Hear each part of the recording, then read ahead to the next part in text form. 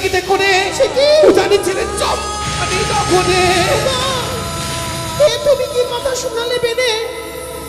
তুমি কোন কথা শোনালে? সবে মাত্র বিহুলার সীমন্তে সিঁদুর পড়েছে, অষ্টমটি সখী তারা বাসর ঘরে নিয়ে গেছে। একবার যাও না, যাও যাও, চেয়ে দেখো গিয়ে। আরে উকি মরে দেখে এসো।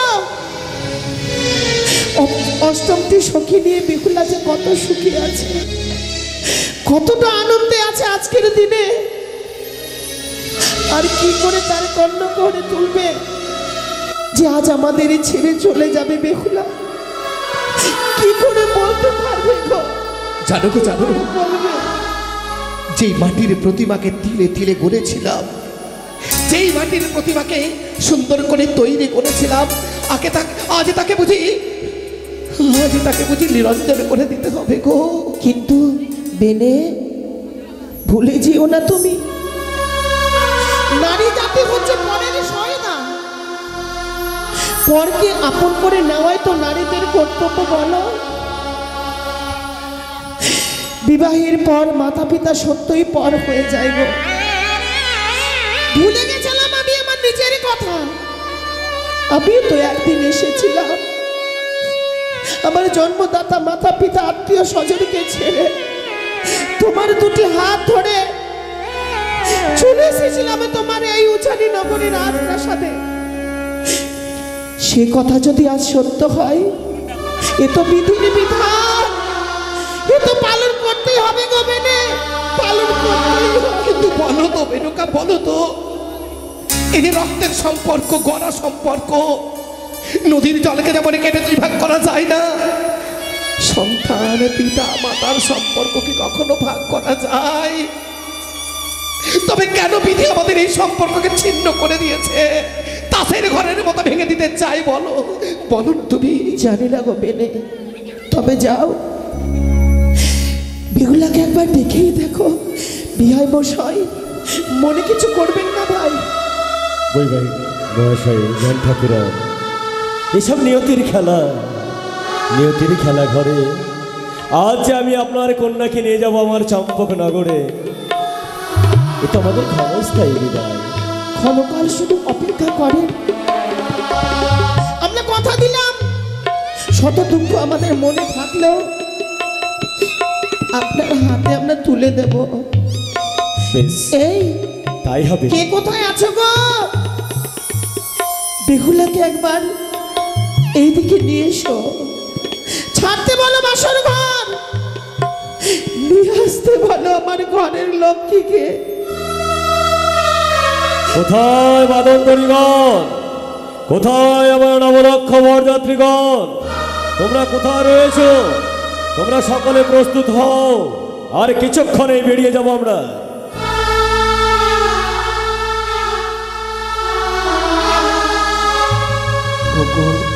দুঃখ করো না মেনে, বিধির বিধান তোমাকে মেনে নিতে হবে।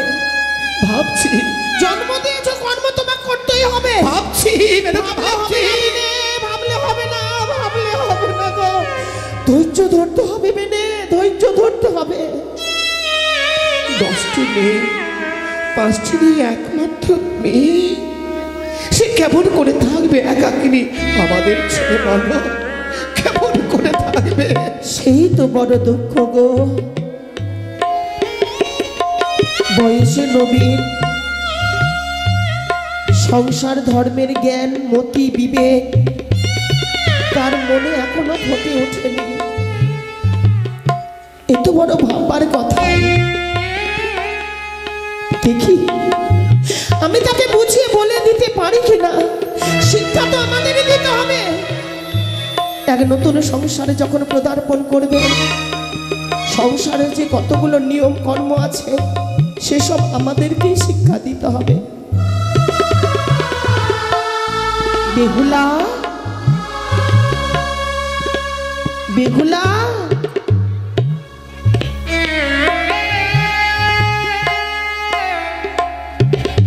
বেহুলা বুঝি তার অষ্ট সখীর সঙ্গে তাদের নদীর সাথে পর হবে বলে ভাবছে বুদ্ধি।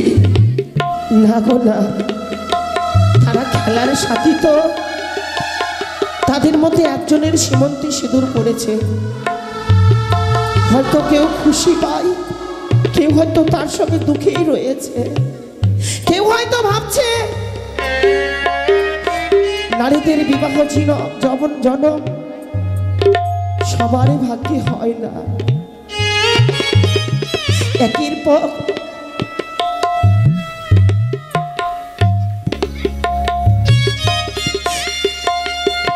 দেখেছ,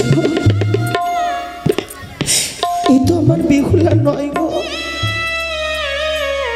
সাক্ষাৎ আমার ঘরের লক্ষ্মী এসেছে এই মায়ের ডাকে সাড়া দিতে। বেহুলা, মা, এই তো দিলি তো আমার মনটাকে ভেঙে ওই মা ডাকে শুনে। কেন রে, কেন বারবার তুই আমাকে মা ডাকিস? জন্ম দিয়েছি বলে যে বারবার মাকে মা বলে ডাকতে হবে? মা,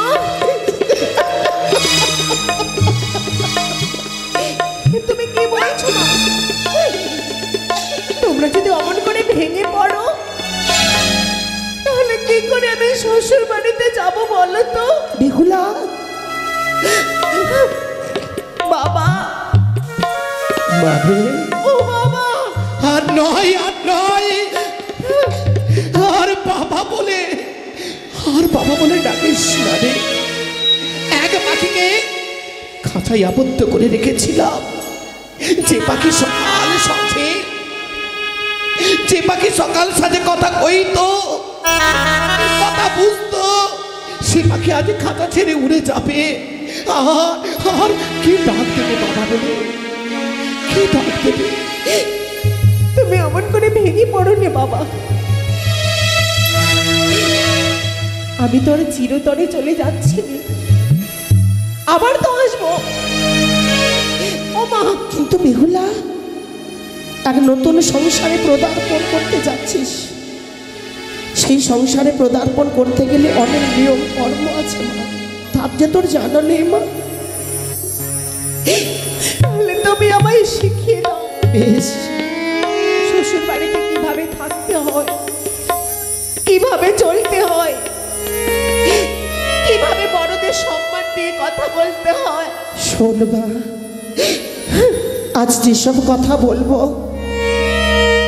তুই শুধু সারা জীবন সেইটি কথা মেনে নিবে মা। ওই কি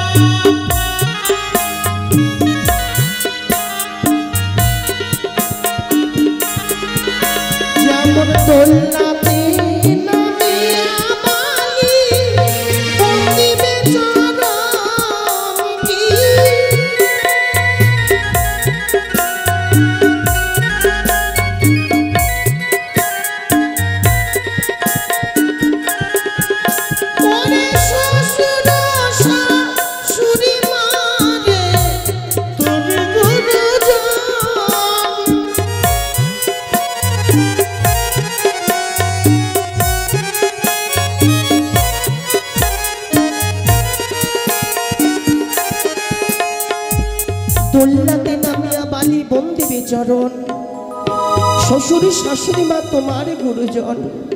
জন্মের পর থেকে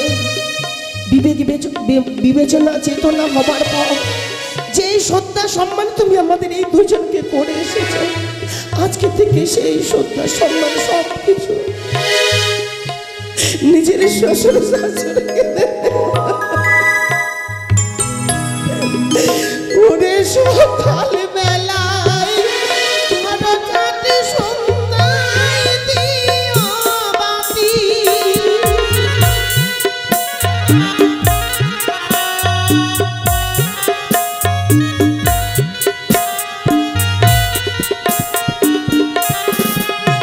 ওরে সেই নগরে বাস করে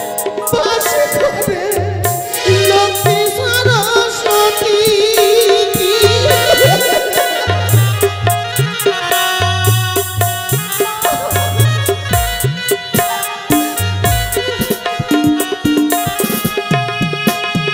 সকালে বেলা ঝাড় ঝাঁটা সন্ধ্যায় দিও বাতি,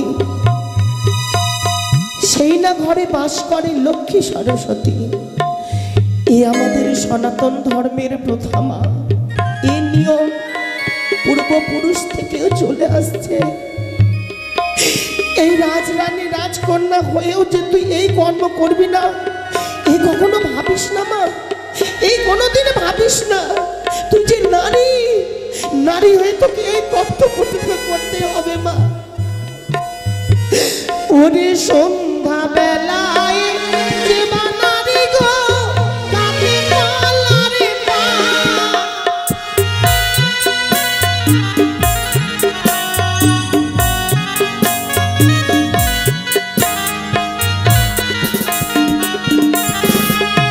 ওরে সেই না ঘরে ওরে মাতা না থাকিবে আর। দেখলা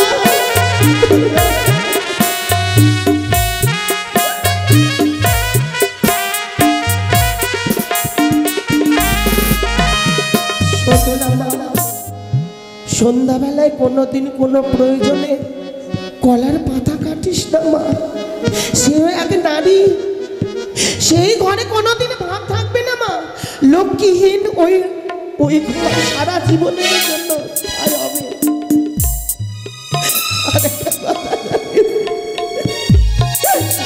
ওরে সন্ধ্যাবেলা যে ভাঙারে করে দর্পণ দর্শন,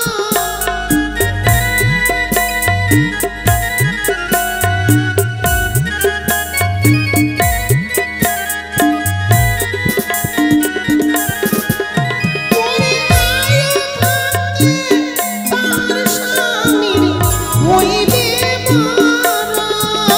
স্বামীর হইবে মরণ।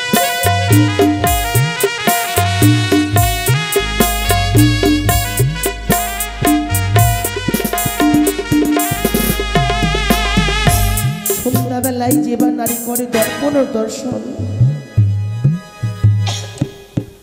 আয়ু থাকতে তাহার স্বামীর হইবে মরণ।